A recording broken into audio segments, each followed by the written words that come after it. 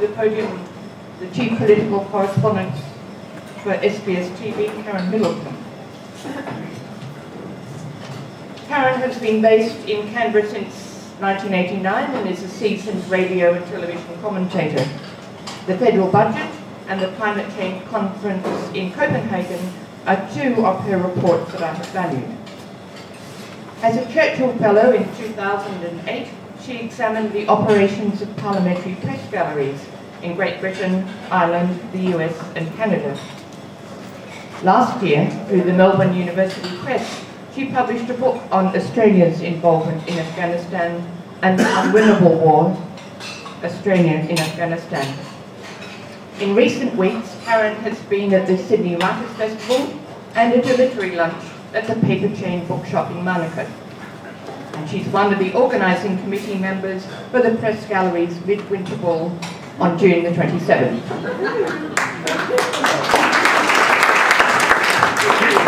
Well, I didn't supply all that information, so thank you very much to the Forum Australia for inviting me here today. It's good to be here with my good friends Nick Stewart and William Maley, and of course also Their Excellencies the Ambassador for Afghanistan and the High Commissioner for Pakistan. And I'd like to acknowledge obviously the Afghanistan High Commissioner as well. I think it's great that we're all here having lunch in an Indian restaurant. They always say we need regional solutions, so that's excellent. As mentioned, I published a book last year, somewhat controversially apparently, called An Unwinnable War.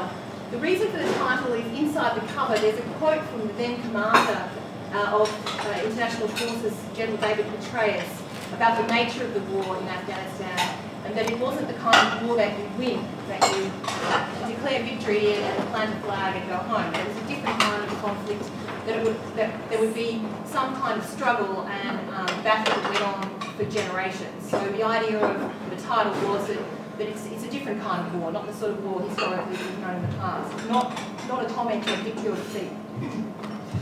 I thought I'd talk today just quickly about Australia's role in Afghanistan. My own interest in Afghanistan began, I guess, on September 11, 2001, when I was with the then Prime Minister John Howard covering his visit there, and I've been interested in Afghanistan and the goings-on there ever since, and have learned gradually a bit more about the country itself. I've been in Afghanistan twice, both times with the Australian Defence Force on what they like to call an embed visit with journalists. First time in 2007, where we had an unfortunate entanglement with a rocket-propelled grenade, but happily it missed us, so that was good. And again in August of last year, when I spent some time in the Chora Valley in a couple of military bases there with Australian soldiers. I thought I would talk firstly, as I say, about the role of Australia in the near future, look at some of the mistakes that I think were made, look at some of the achievements and successes in terms of the military intervention, and then perhaps a quick look at the future.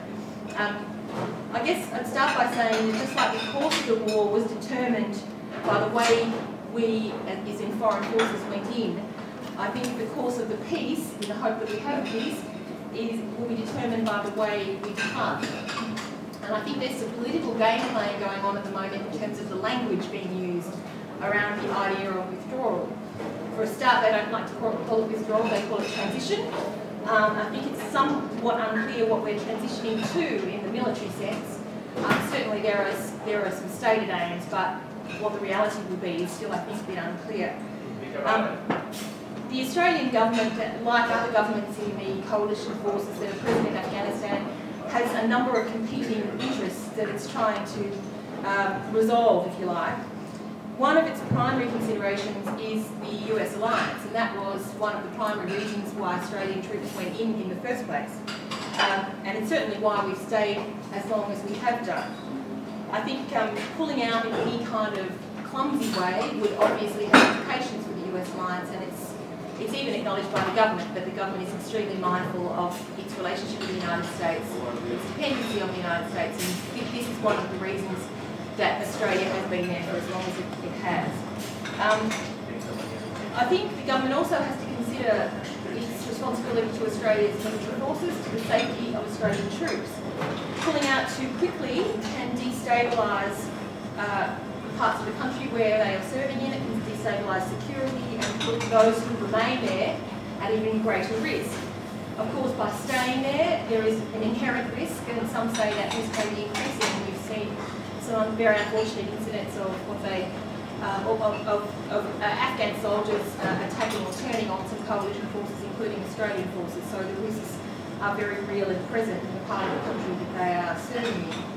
And of course, by staying while others leave, the risk greatly increases on those who are left behind. We are now seeing the French government, for example, the new French government pulling its troops out, not serving in the same part of the country as Australia, but a sign of growing unease and concern about staying any longer among some of those NATO forces. At the same time, I think it's fair to say that a lot of the soldiers, Australian soldiers, feel like that their work isn't finished yet. I spoke to a number of soldiers while I was over there, and I still speak to some now, who are concerned at the withdrawal timetable as it stands, who believe that in their corner there is still work to be done, and they're concerned that they will be being made to go home without that being finished. They privately and publicly praised what the Afghan National Security Forces have achieved, and I can certainly attest to that.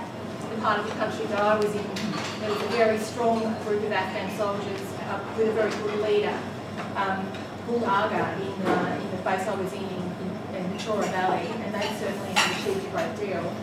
But there is also private concerns that some of those soldiers aren't ready to take over, and certainly the Afghan National Army has made public its concerns about the lack of resourcing, and that once foreign forces leave, they won't have the same capabilities as they have now. They won't have air support, they won't have the same artillery, they won't have the same hardware.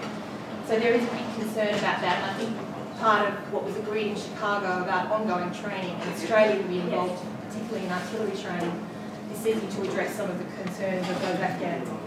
And of course, Australia also has to consider its domestic, the government has to consider its domestic political constituency, and we know how hypersensitive governments always are, but particularly the current one is about that at the moment. Excuse me. I think it's fair to say that there is a lot of disquiet in the community now about the course of the Afghan war and the future, and the fact that forces have been there for so long. But the government needs to be seen to be pulling troops back, to be moving away from that conflict and looking at a different kind of engagement with Afghanistan. I think that's a domestic political imperative for them. But the problem is that these competing imperatives often crash into each other. They don't all sit easily alongside each other. So I think that's why you're seeing some confusion in the language about that timetable of transition. Here in Australia, in April of this year, the Prime Minister was emphasising 2013 as a date when Australian troops would be largely out of Afghanistan by the end of that year. In Chicago, she was talking about 2013 as an important milestone. So the language is a little different depending on the audience. I think, in truth, the actual timetable hasn't really changed all that much. Certainly the Defence Force was talking when I was there last year about 2013 as being the period where Australia would step back and hand security to Afghan forces in the Middleton province, because they needed at least 12 months to settle into that role with the Australians standing by. Now the rhetoric has ramped up since then. The Prime Minister is now saying most will be home by the end of the year. So the rhetoric is a little bit new, but I think the timetable really isn't all that new. But it does suit her and suit the government to have the perception and understanding here at home that things have improved greatly and that they are pulling out earlier than was planned. It certainly helps to build a confidence in the situation there, a fair one or an unfair one, that's designed for a domestic audience. As I said, for the NATO audience, the emphasis is on the ongoing presence, Australia's role into the future. She announced $300 million, $100 million US for over 3 years.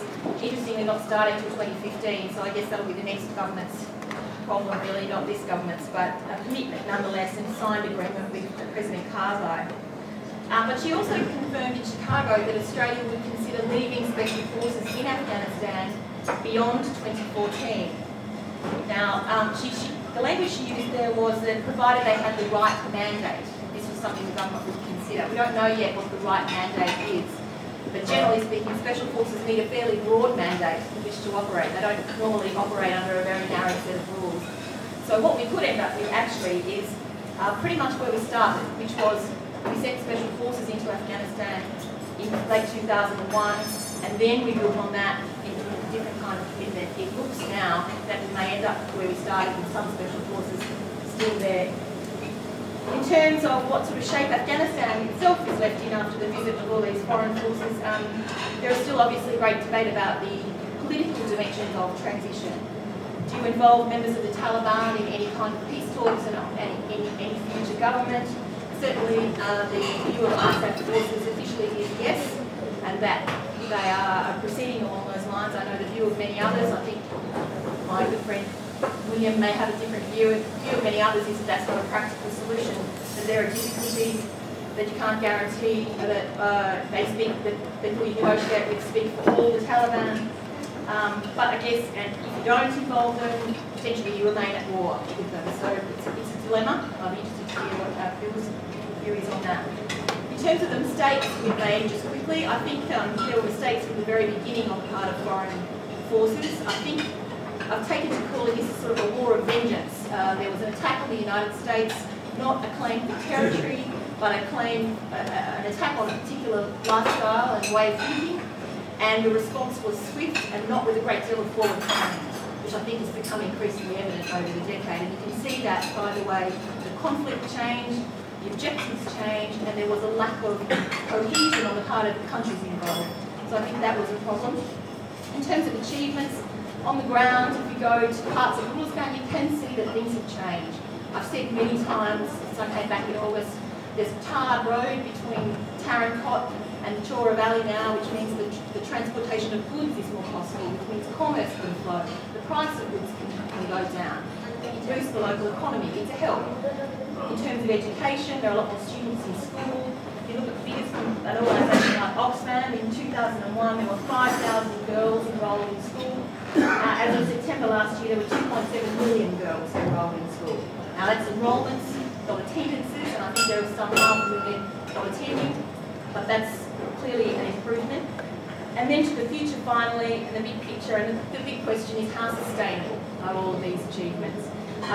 There is a dearth of leadership, and the Ambassador and I were speaking about this earlier, the problem of a lack of education. They need to grow their leaders, they need those people to go through school, raise up and get into positions of leadership and stay alive and be able to cement some of the gains in terms of governance and institutions that are being made. And what kind of country Afghanistan is in the end of all this, whether there's a dependency on foreign aid, which we hope isn't the case, or whether there is a democracy and a kind of more national cohesion than we've seen in the past. I've heard foreign leaders say that we were never trying to create Switzerland in the Hindu Kush. I think some of the observations about Afghanistan are a bit insulting and lack some of the understanding of the history of the country. But I hope that there is a stable and a unified Afghanistan that does find peace. It's a fantastically beautiful country. And I'm hoping